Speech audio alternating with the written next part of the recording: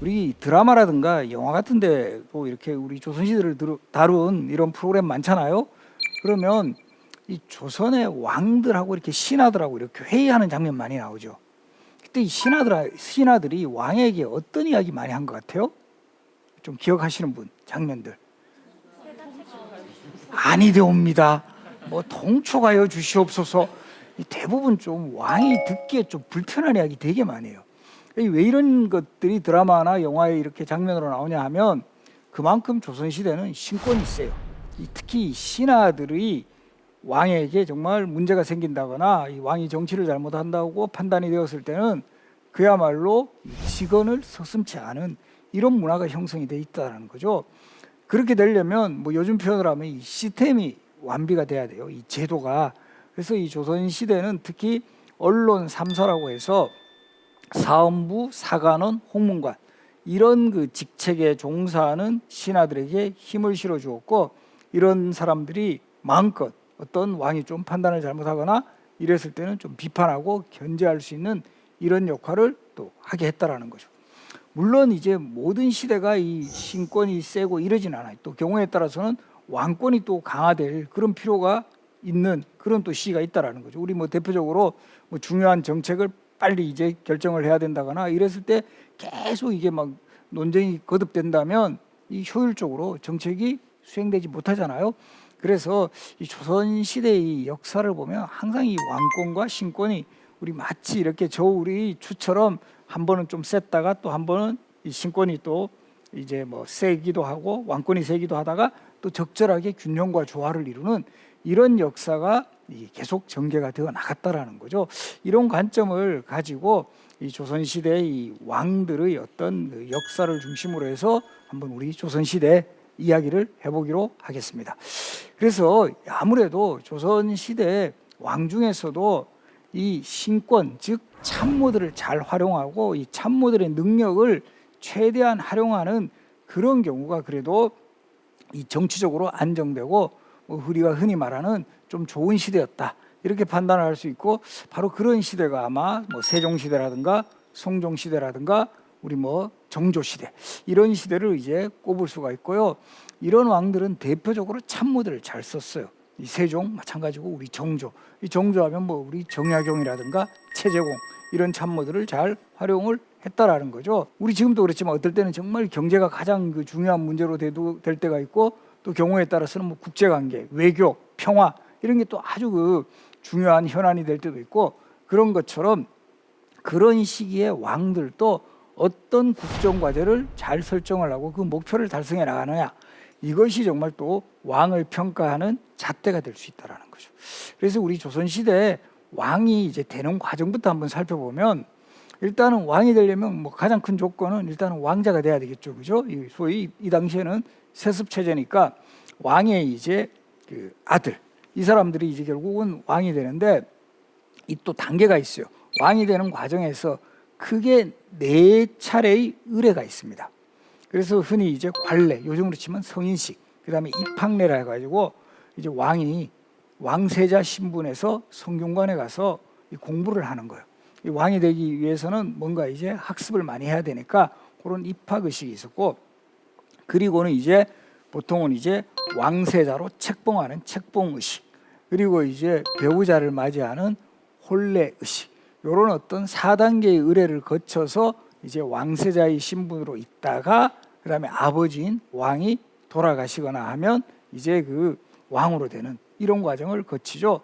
그리고 요 그림은 왕세자의 입학례라고 해가지고 보통 한 8세를 전후하면 성균관에 가서 입학의식을 치러요. 그런 장면을 역시 그림자로 남겼는데, 지금 보이시는 자료는 그 효명세자 입학도라고 해서 순조의 아들이었던 효명세자가 성균관에서 입학의식을 치르는 그런 장면.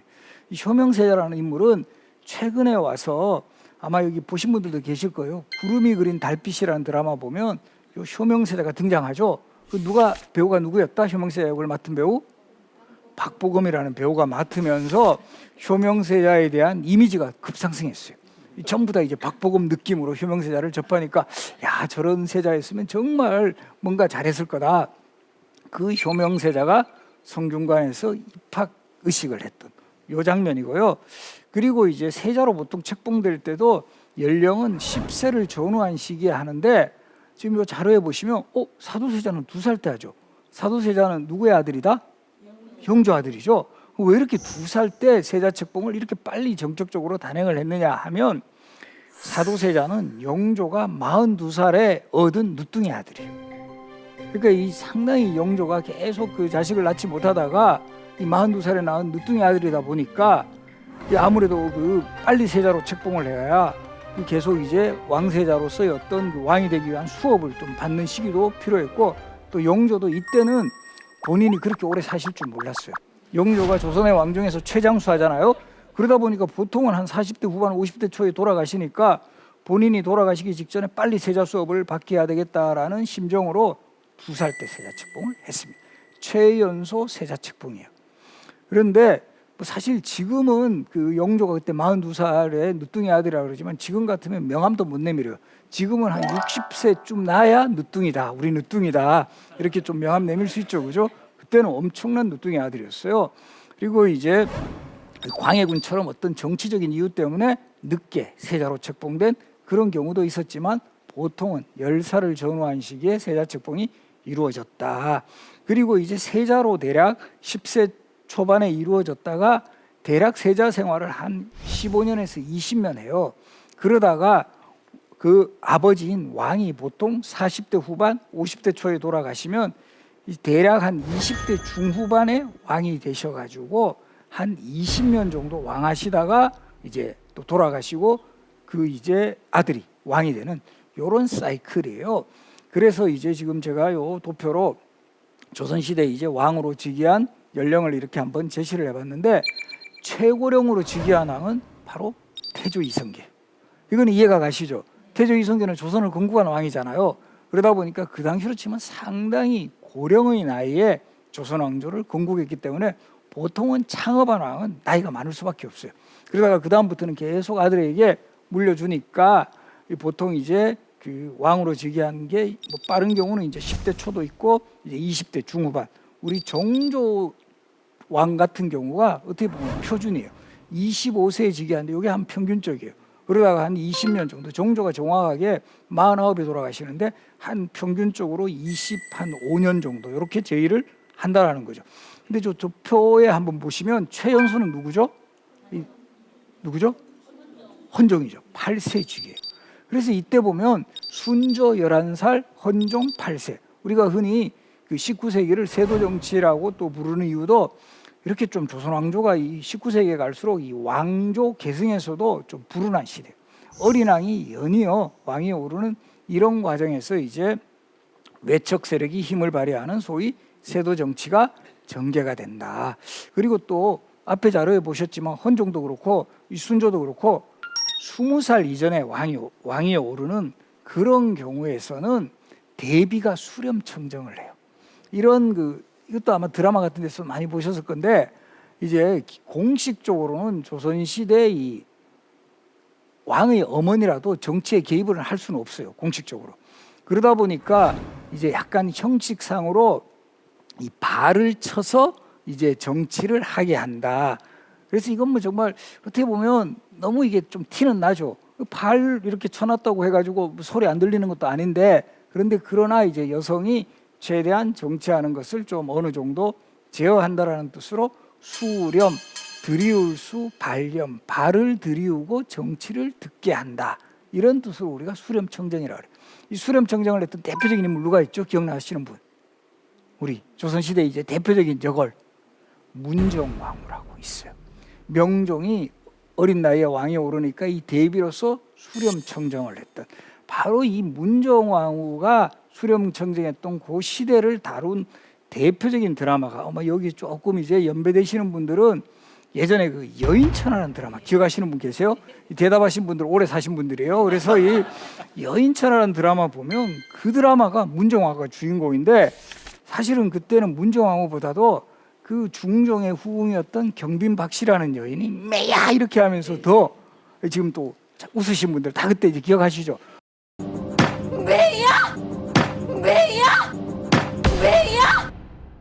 자, 이 조선의 왕 총 27명 배출됐어요. 518년간의 역사에서 27명의 왕이 배출됐는데 원래 조선시대 왕의 계승은 적장자, 적자 중에서도 장자로 하여금 후계자가 되게 하는 이런 시스템인데 정작 적장자로 왕위를 계승한 사람은 7명밖에 되지 않았다.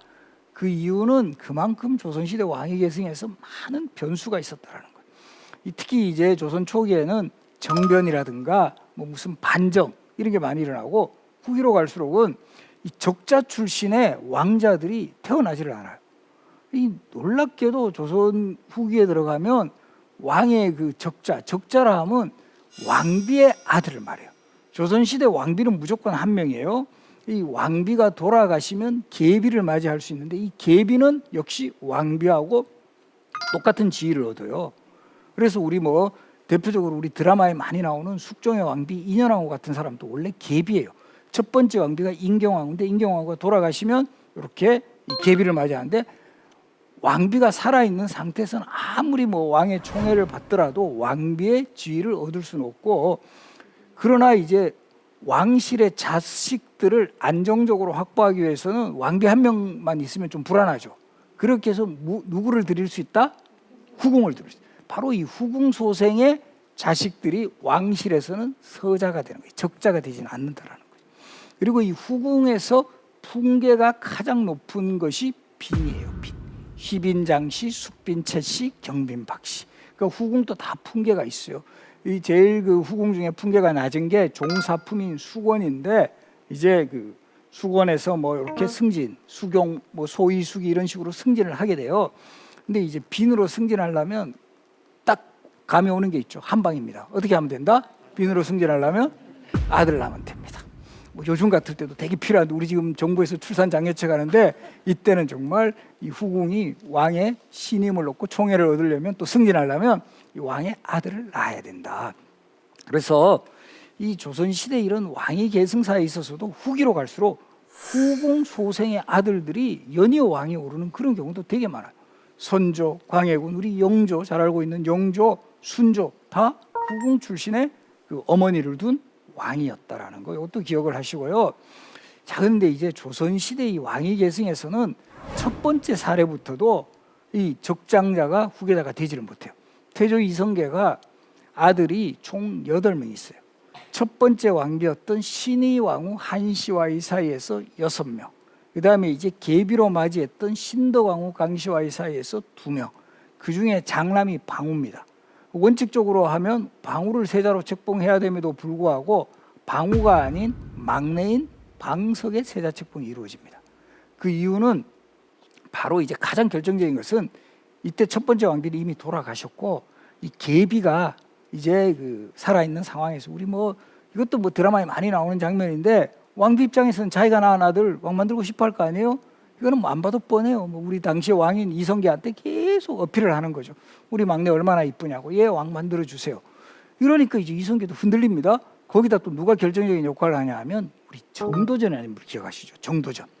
우리 조선 왕조 건국에 가장 중요한 역할을 했던 정도전은 어떤 생각을 가지고 있느냐 하면, 조선이란 나라는 왕이 권력을 주도하는 것보다는 신하가 힘을 갖고 있어야 된다.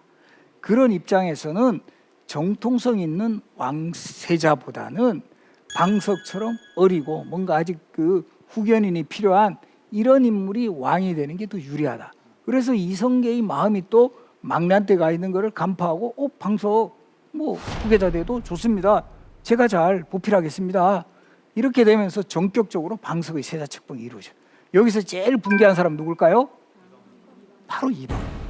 우리 뭐 드라마 많이 보신 분들은 예전에 그 영웅 눈물의 때는 유동근 씨가 붕괴했고, 예전에 이제 그 정도전이라는 드라마에서도 우리 뭐 나오지만, 이 태종이 가장 붕괴를 합니다. 가장. 태종은 태조 이성계의 5번째 아들. 그래서 이 형제들을 규합을 하는 거예요. 우리 형님들, 어떻게 이 아버지가 정말 이런 잘못된 판단한 거, 이거 되돌려야 됩니다. 이렇게 해서 이 군사들을 끌어모아 가지고 마침내 이 방석의 가장 큰 후견인 누구다? 정도전. 이 정도전을 결과적으로 공격을 하는 거예요. 그래서 이 정도전이 술을 마시고 있는 현장을 급습을 해가지고 정도전을 결국 처형하고, 그 여세를 몰아서 방석마저 유배 보냈다가 처형시킨 사건을 우리가 역사에서는 뭐라고 부를까요? 왕자의 난이라고 부릅니다. 방원과 방석 간에 벌어진 왕자들끼리 일어난 별난이라는 뜻으로 왕자의 난이라고 하죠. 그런데 여기서도 중요한 거는 방원이 본인이 주도해가지고 왕자의 난을 일으켰지만 바로 왕이 되지 않아요. 바로 왕이 되면 너무 티가 나요. 자기 왕하려고 어린 동생 죽이고 정도전 죽이고 뭐 요즘으로 치면 욕을 완전히 이제 뭐 뒤집어 쓰겠죠. 그러니까 이게 우리 아버지가 판단을 잘못했기 때문에 내가 이거는 이 잘못된 것을 바로잡으려고 한 거다. 그래서 적장자가 후계자가 되는 이런 상황을 만들어야 된다. 그렇게 해서 방과 두 번째 형님을 왕으로 추대를 합니다. 이 사람이 바로 정종이 되는 거예요. 우리 그래서 태정태세 문단세 그래요. 정종이 얼떨결에 왕이 돼요. 첫 번째가 아까 누구라고 했다? 장남? 방우라고 했죠. 왜 방우는 왜 왕으로 안 시켰지? 이미 돌아가셨어요. 이것도 잘 기억하셔야 돼요. 방우의 사인은 과다음주였다. 술을 너무 많이 마셔서 돌아가신 것으로 실록에 기록이 돼요. 술만 조금 자제했으면 잠깐이라도 왕할 뻔했던 사람이 방우다라는 거 요거 이제 기억을 하시고요. 그래서 이제 종종이 얼떨결에 왕이 됐지만 실권은 방원에게 있었고 어느 정도 분위기가 진정되고 상황이 어느 정도 정리가 되자 이제 형님을 찌르는 거죠. 아, 형님 이제 좀 물러나셔야죠. 그래서 바로 이제 방과가 결국은 나보다는 능력 있는 우리 동생 방원이 왕하는 게 더 좋겠다라고 해서 스스로 왕위에서 물러나고 결과적으로 이 방원은 조선의 세 번째 왕, 우리가 잘 알고 있는 태종으로 왕위에 오르게 되는 거죠. 그래서 이태종은 왕위에 오르고 난 다음에는 상당히 왕권 강화에 주력을 해서 오늘날 주민등록증 제도에 해당하는 호표법을 실시한다라든가 6조의 판서들에게 직접 명령을 내리는 6조 직계제를 또 실시한다거나 또 이제 왕권을 위협하는 그 요소들, 특히 외척을 다 이제 제거해 버립니다. 그래서 이제 자신이 사실은 왕이 되는데 결정적인 도움을 줬던 처남들, 민무구, 민무질, 민무율, 민무예 이런 인물들 다 처형해 버려요. 상당히 어떻게 보면 킬러 본능을 발휘하는 사람이에요. 그래서 이런 그 태종의 정말 모습이 그 당시로 보면 상당히 이제 비판을 받았고 특히 이 부분 때문에 왕비 입장에서는 어떤 면에서는 남편이 아니라 저 왼수죠. 자기 친정 다 동생들 다 죽여버린 거예요. 그래서 나중에는 태종하고 원경하고 상당히 사이가 좋아지지 않습니다. 그러나 이제 한편으로 보면 그게 결과적으로 조선 사회가 그 19세기에 외척 세도 정치가 기승을 부리기 전까지 외척 관리는 되게 잘한. 우리도 잘 보시면 우리 한국 우리 가까운 우리 정치사에서도요. 역대 대통령 중에서 친인척 비리로 정말 시달리지 않은 대통령이 없을 정도로 우리도 그랬어요. 그런 어떤 싹을 태종이 미리 잘랐다. 이렇게도 볼 수 있죠.